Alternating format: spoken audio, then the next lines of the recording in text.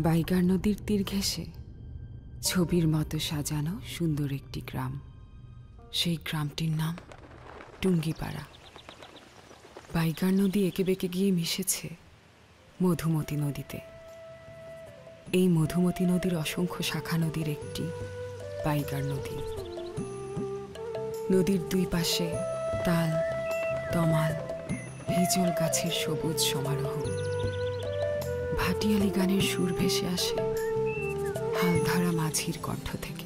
আমার মন যে কাঁদে রে,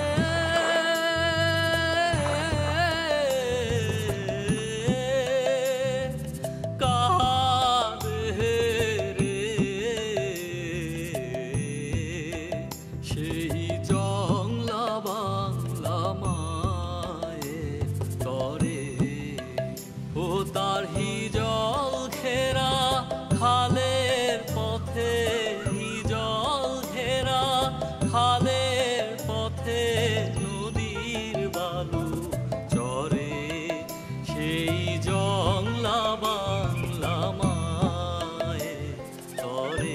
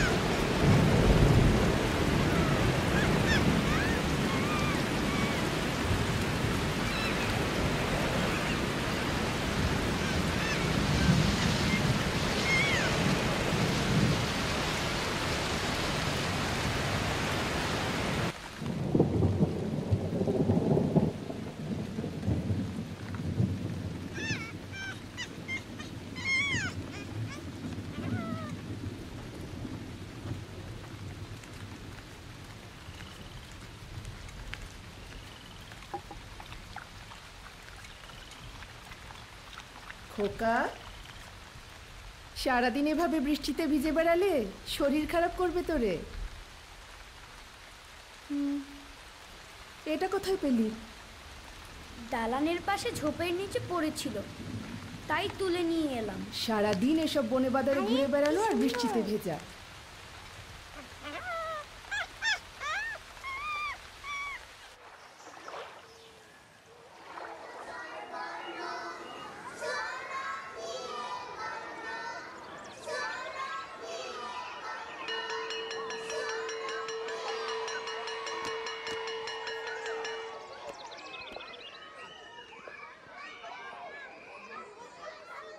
এই ঝড় বৃষ্টির মধ্যে তোমাদের যেতে হবে না, ঝড় থামলে তারপরে যেও।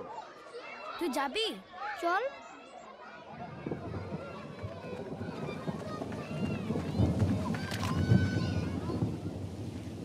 একটু পরে মনে হচ্ছে ঝুম বৃষ্টি শুরু হবে। তুই যাবি কি করে? তোর ছাতা কই? আমার তো ছাতা নাই। ও আচ্ছা, এটা একটু ধর।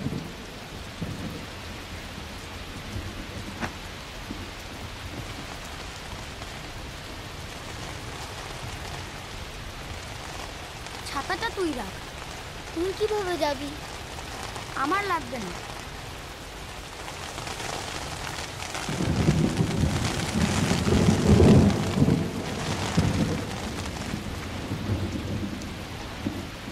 এই, তোমাকে এই ঝড়ের মধ্যে বাড়ি যেতে হবে না। আমি বাড়ি যাব। এরকম ঝড়ের মধ্যে আমি আগেও বাড়ি গিয়েছি, কিছুই হবে না।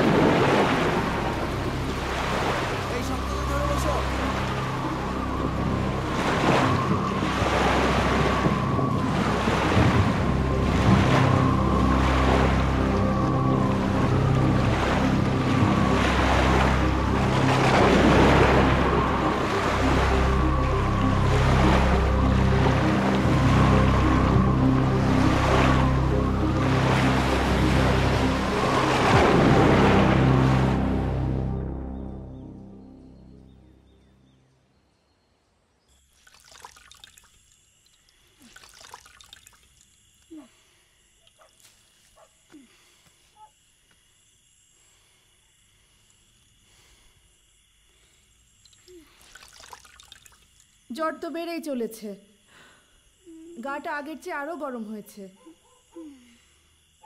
আরেকবার কি ডাক্তারকে ডাকবেন? ওষুধ তো দিয়েছে, ওই ওষুধগুলো খাওয়াও আর একটু ধৈর্য ধরো। সকালটা হোক, আমি আবার ডাক্তার ডাকবো। ধৈর্যই তো ধরে আছি। এই যে এতটুকু একটা বাচ্চা প্রত্যেক দিন এই নদীটা একা একা পার হয়ে স্কুলে যাচ্ছে। বাপ দাদার স্কুল ছাড়া দেশে কি আর কোনো স্কুল নাই?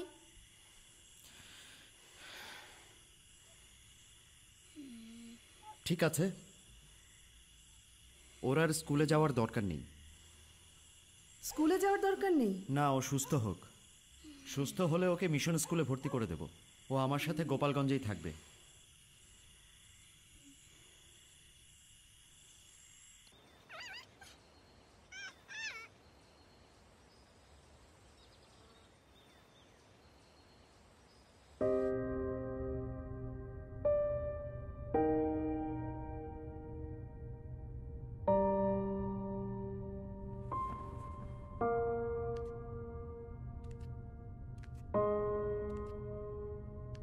স্কুলে পড়তে পড়তে বাবার বেরি বেরি রোগ হয় এবং চোখ খারাপ হয়ে যায়।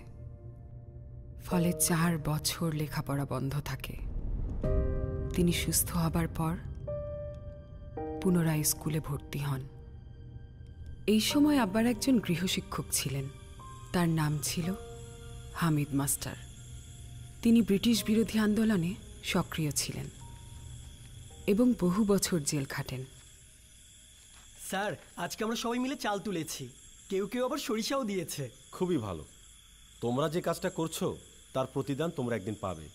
মানুষের জীবন পরিবর্তনের থেকে বড় কোনো কাজ এই পৃথিবীতে নেই। কিন্তু স্যার, আমরা কি ব্রিটিশদের শাসন থেকে কখনো স্বাধীন হব না? অবশ্যই হব। যেদিন তোমাদের মতো ছেলেমেয়েরা নিজেদের অধিকার আদায় করতে শিখবে, যেদিন ভারতবর্ষ ওদের চেয়ে উন্নত হয়ে দেখিয়ে দেবে, সেদিন অবশ্যই আমরা পরাধীনতার শৃঙ্খল থেকে মুক্ত হব। কিন্তু স্যার, সেটা হতেও তো অনেক দেরি। সময় তো লাগবেই। এই যে তোমার মতো হাজারো তরুণ যেদিন বদলে দিতে চাইবে, সেদিনই সব কিছু বদলাবে, সেদিনই আমরা মুক্ত হব।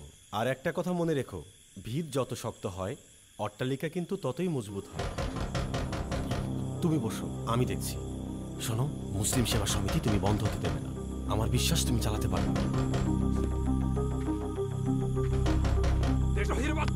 চল। হাত সরান, আমি এমনিতেই যাচ্ছি। এটা আমার দেশ, স্বাধীনতা চাওয়ার অধিকার আমার আছে। দেশদ্রোহী যদি কেউ হয়ে থাকে সেটা তোমরা। চুপ কর, চল আমাদের সাথে। চল চল।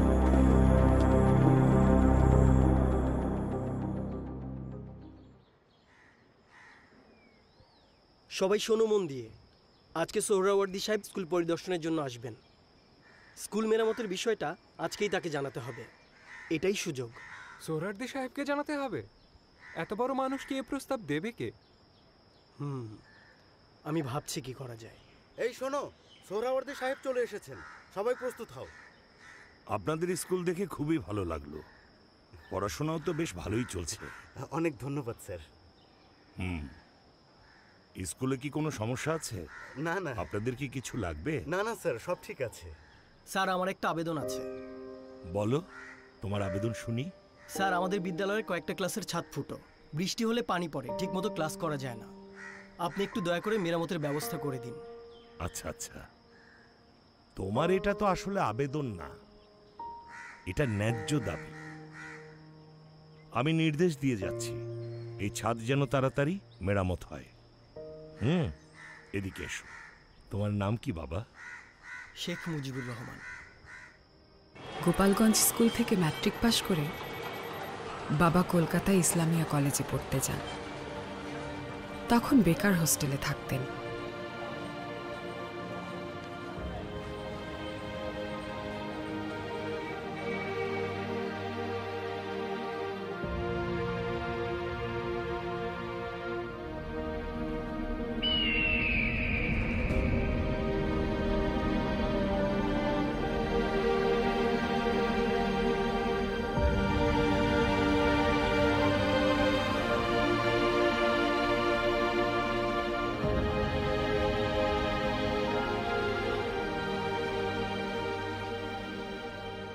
দুর্ভিক্ষ তো মহামারী আকার ধারণ করেছে, যার জন্য দ্রব্যমূল্য আকাশচুম্বী হয়ে যাচ্ছে। তবে সরকারিভাবে দ্রব্যমূল্য নিয়ন্ত্রণের জন্য কন্ট্রোল দোকান খোলা হয়েছে। যাদের সামর্থ্য আছে তারা সেখান থেকে খাদ্যদ্রব্য সংগ্রহ করবে, আর যারা অসমর্থ হবে তাদের জন্য আপনাদেরকে দায়িত্ব নিতে হবে। হ্যাঁ, লঙ্গরখানা খুলতে হবে প্রয়োজনীয় স্থানগুলোতে। সেখানে দিনে ন্যূনতম একবার তাদেরকে খাবার দিয়ে বাঁচিয়ে রাখতে হবে। হ্যাঁ, হয়ে গেছে। নে ধর ধর ধর।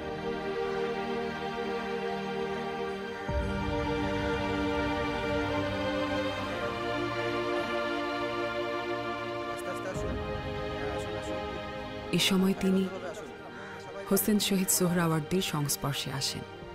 হলওয়েল মনুমেন্ট আন্দোলনে জড়িয়ে পড়েন সক্রিয়ভাবে। সে সময় তার রাজনীতিতে সক্রিয় অংশগ্রহণ শুরু।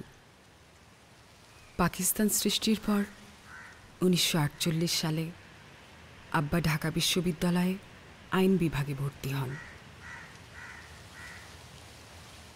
সরওয়ার্দী সাহেবের মতো মানুষকেও নাজিমুদ্দিন ছাড়লো না, অথচ সরওয়ার্দী সাহেব না থাকলে নাজিমুদ্দিনের অস্তিত্বই থাকতো না। বিশ্ববিদ্যালয়ের প্রশাসনিক কাঠামো তার মুঠোয় নেওয়ার চেষ্টা করছে। ছাত্রদের অধিকার নিয়ে কথা বলার, সকল রাস্তাও বন্ধ করার পায়তারা করছে ওই শয়তান বেটা। অথচ এদিকে দেশে যে খাদ্য সংকটের অবস্থা তৈরি হয়েছে সেটি নিয়ে তার কোনো মাথা ব্যথাই নেই। হ্যাঁ, পশ্চিম পাকিস্তানের কাঠের পুতুল হয়ে থাকলে আর কিই বা হবে? আরে কাঠের পুতুল মানে আমাদেরকে তো মুসলিম লীগ থেকে বের করে দিল এই বদমাইশটা।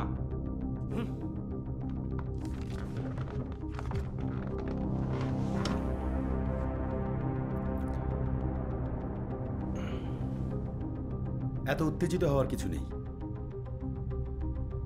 রাজনীতিতে এমন সংকট মোকাবেলা করতে হলে মাথা ঠান্ডা রেখে কাজ করতে হবে। আরে জনগণের জন্যই তো রাজনৈতিক দল, আর সে দল যদি প্রতিশ্রুতি পূরণে ব্যর্থ হয় তবে জনগণই তাদেরকে আস্থা করে ছুঁড়ে ফেলে দেবে। দরকার পড়লে জনগণের সমর্থনেই নতুন রাজনৈতিক দলের সৃষ্টি হবে। এই দেখো, বদমাশগুলো বলছে রাষ্ট্রভাষা নাকি উর্দু হবে। কি বলো? হ্যাঁ,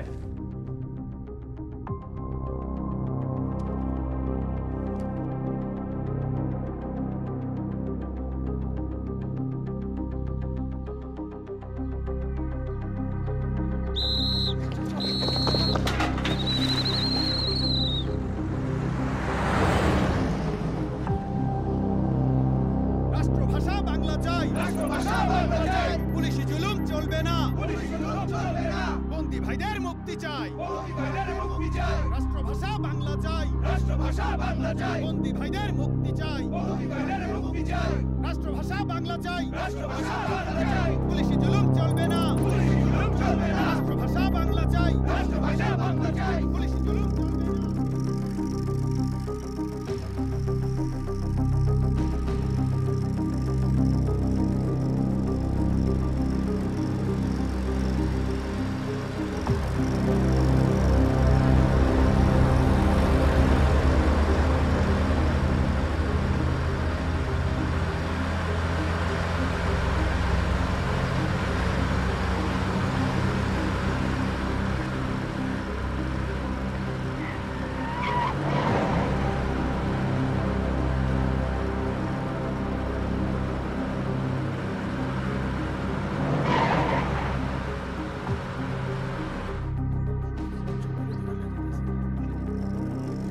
যত দ্রুত পারিস আরো কিছু লোক পাঠা, আমরা এই অল্প কয়েকজন বেশিক্ষণ টিকতে পারবো না। এই তোরা আয় আমার সাথে। রাষ্ট্রভাষা বাংলা চাই, পুলিশি জুলুম চলবে না, বন্দী ভাইদের মুক্তি চাই, রাষ্ট্রভাষা বাংলা চাই, বন্দী ভাইদের মুক্তি চাই, রাষ্ট্রভাষা বাংলা চাই, পুলিশি জুলুম চলবে না, রাষ্ট্রভাষা বাংলা চাই, পুলিশি জুলুম চলবে না, রাষ্ট্রভাষা বাংলা চাই, পুলিশি জুলুম চলবে না, বন্দী ভাইদের মুক্তি চাই, রাষ্ট্রভাষা বাংলা চাই, রাষ্ট্রভাষা বাংলা চাই,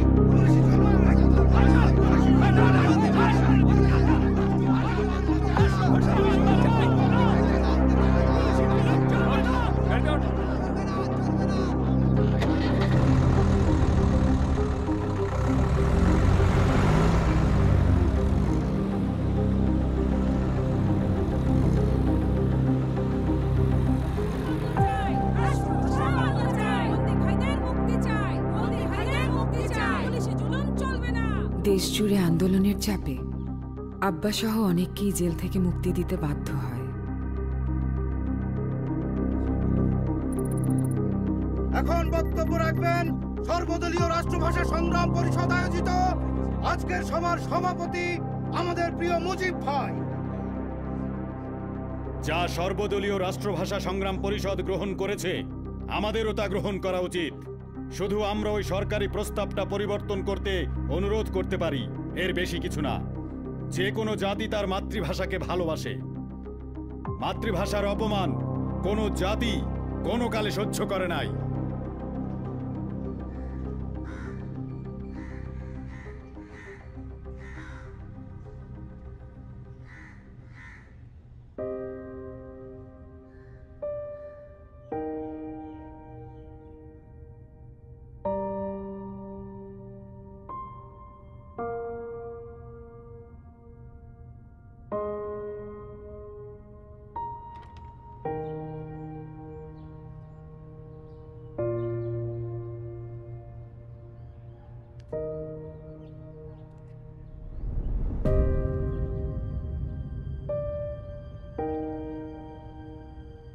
পাকিস্তানের সংবিধান রচনা করার সময় উর্দুকে রাষ্ট্রভাষা হিসেবে ঘোষণা করেন Muhammad Ali Jinnah. That is the language for intercommunication between the various provinces of the state. And that language should be Urdu and cannot be any other. The state language therefore must obviously be Urdu. না মানি না।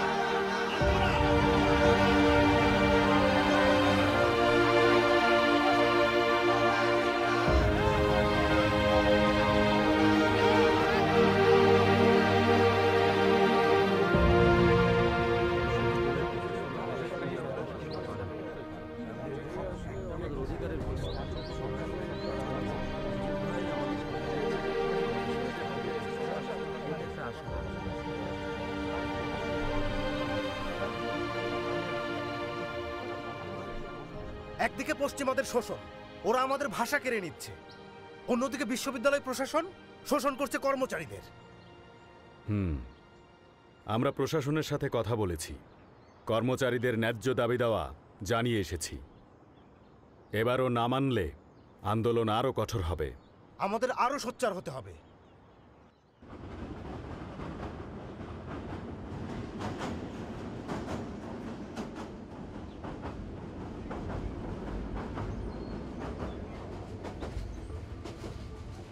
দেখো পত্রিকা কি ছাপিয়েছে, ওরা আমাদের ২৭ জনকে rusticate করেছে। আব্বা ঢাকা বিশ্ববিদ্যালয়ের তৃতীয় ও চতুর্থ শ্রেণীর কর্মচারীদের আন্দোলনে সক্রিয়ভাবে অংশগ্রহণ করেন। সরকার থেকে বলা হয়েছিল, যদি ভবিষ্যতে শেখ মুজিব রাজনীতি করবে না এই মর্মে মুচলেকা লিখে দেয় তবেই তাকে মুক্তি দেয়া হবে। কিন্তু আব্বা সে মুচলেকায় স্বাক্ষর দিতে সম্মত হননি, তাই তাকে ঢাকা বিশ্ববিদ্যালয় থেকে আজীবন রাস্ট্রিকেট করা হয়। আমার মন যে কাঁদে রে,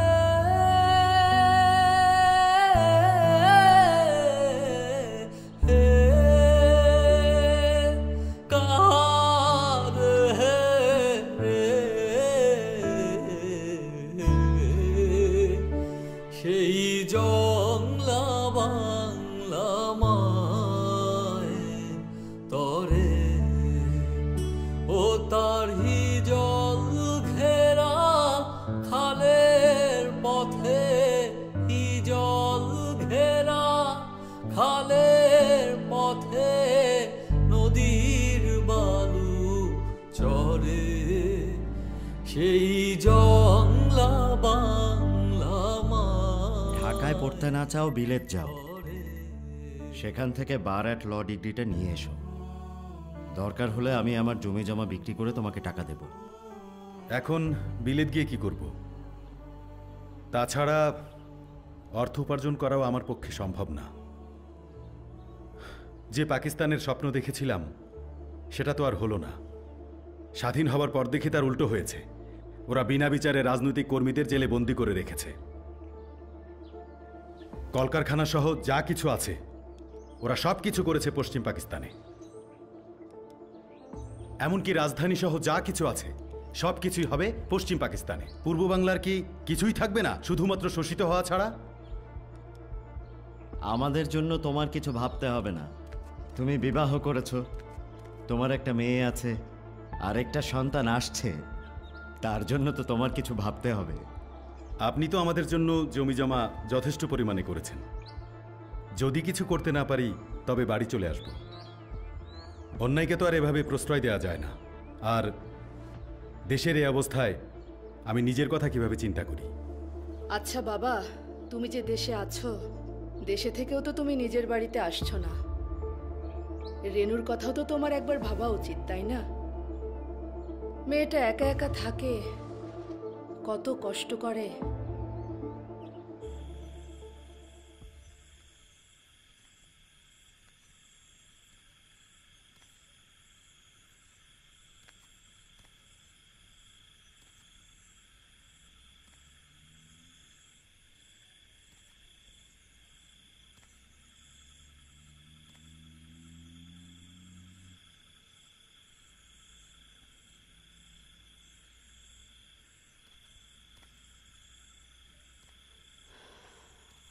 না ঘুমিয়ে এত রাতে এখানে একা একা বসে আছো যে?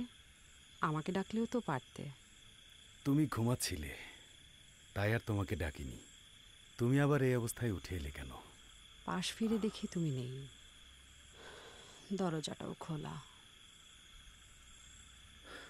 ঘুম আসছিল না, তাই এখানে এসে একটু বসলাম। সবসময় তো আর আসতে চাইলেও পারি না। এভাবে পালিয়ে আর কতদিন? পালাতে তো আর চাই না। আমার জন্য তোমাদের অনেক কষ্ট হচ্ছে। না, অন্তত এই সময়টায় যদি পাশে থাকতে ভালো লাগতো।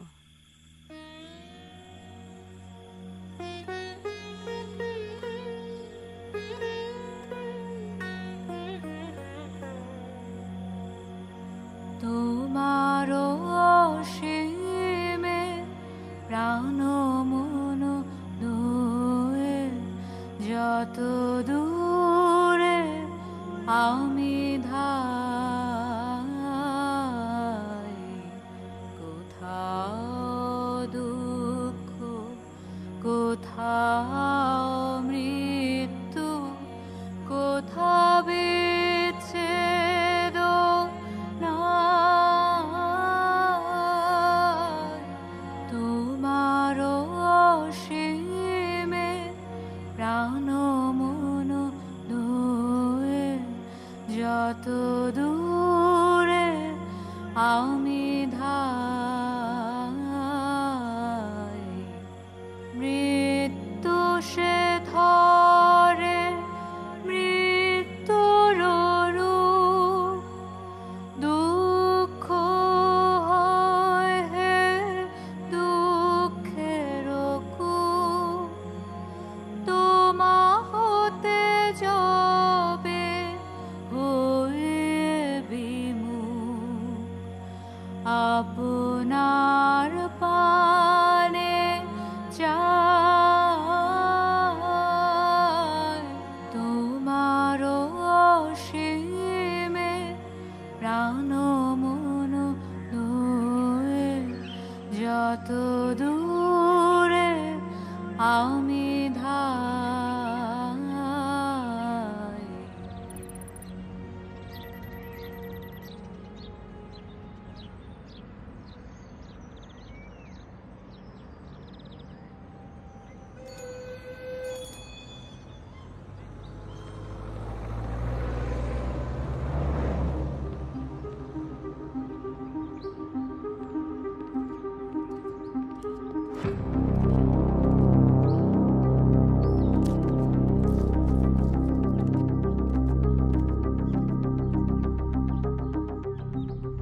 গোয়েন্দারা আমার পিছু লেগেছে।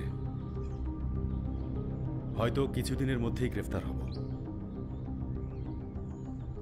এভাবে পালিয়ে থেকে আর কতদিন?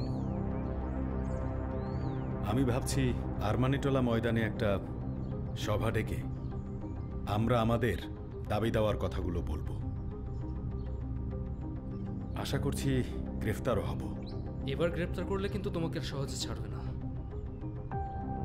জেলের ভয় আমি পাই না, আমাকে ভয় দেখিয়ে লাভ নেই। কোনো কিছু অর্জন করতে হলে কিছু তো ত্যাগ করতে হবেই, যা হবার তাই হবে।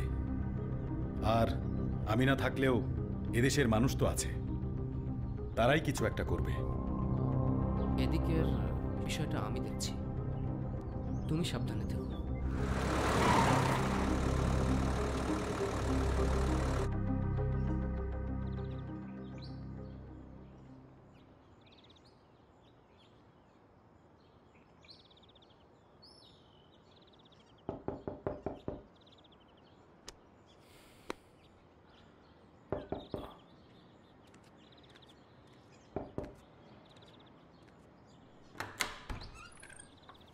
ভেতরে আসুন। কয়েকদিন যাবৎ আপনাদের জন্যই অপেক্ষা করছিলাম। বসুন। এখন কটা বাজে? বেলা 2টো। কিছু খেয়ে নেওয়া দরকার। খাবার আনতে পাঠিয়েছি, আগে কিছু খাই, তারপর না হয় যাওয়া যাবে।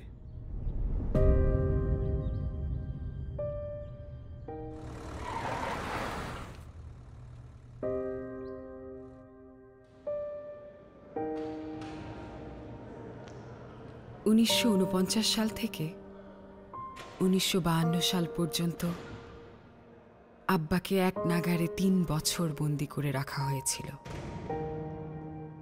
আব্বা ভাষার জন্য কারাগারে বসে শুরু করেছিলেন আমরণ অনশন।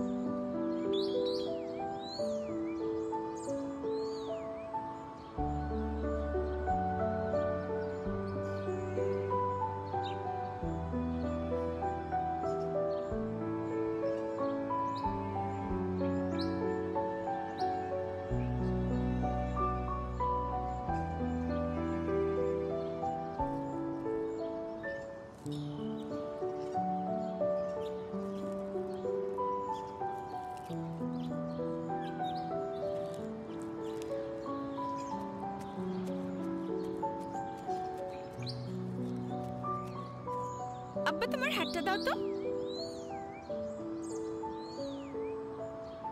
এগুলো কোথায় পেয়েছো? ওই যে ওদিক থেকে এনেছি। এসো, কোলে বসো। কামাল ওখানে কি করে? ওর তো সারাদিন ফড়িং ধরার নেশা, আমি ওকে ডেকে নিয়ে আসি। আচ্ছা যাও।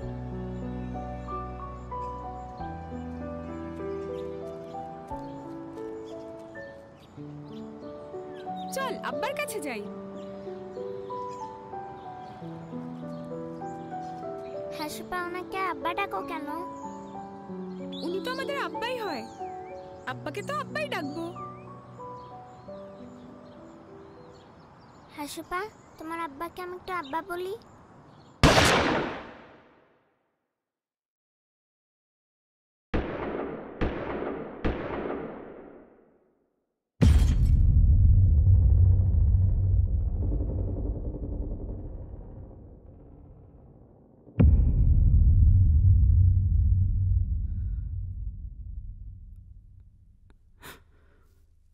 যেদিন কামাল আব্বাকে আব্বা ডাকার অনুমতি চেয়েছিল, সেদিন আমি সঙ্গে সঙ্গে ওকে আব্বার কাছে নিয়ে যাই। আব্বা ওকে কোলে তুলে নিয়ে অনেক আদর করেন। কামালের সেই কথা আজ যখন মনে পড়ে তখন চোখের পানি ধরে রাখতে পারি না। আজও নেই, আমাদের আব্বা বলে ডাকারও কেউ নেই। তোমার সমাধি ফুলে ফুলে ঢাকা, কে বলে আজ তুমি নাই। তুমি আছো মন বলে তাই,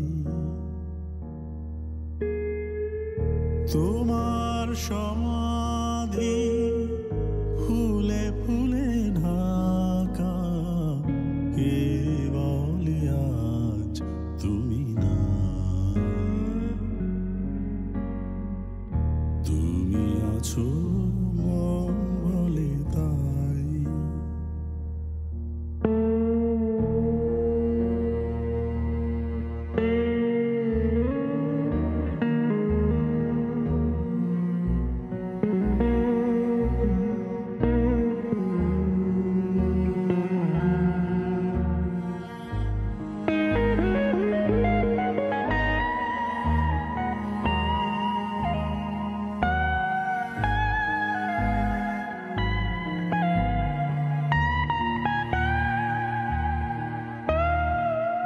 তোমারি অমর নাম জয় গৌরবে, স্মরণে যে চিরদিন জানিলে খারাবে। মরণে হারায় তোমারে খুঁজে পাই, তুমি আছো মন বলে তাই।